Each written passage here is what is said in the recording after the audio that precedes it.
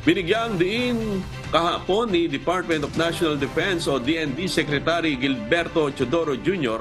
na kailangang sugpuin na ang mga tagagawa ng mga iligal na armas upang pigilin ang paglaganap ng mga private armed groups o PAGs. Sinabi ng kalihim sa isang pagdinig ng 13th Oversight Committee para sa National Task Force for the Disbandment of Private Armed Groups na isinagawa sa Western Mindanao Command Headquarters sa Zamboanga City. Nais ding makiisa ng DND hindi lamang sa pagtugi sa mga armadong grupo, kundi pati na rin sa mga gumagawa ng iligal na armas para mapuksa ang pinagmumulan nito.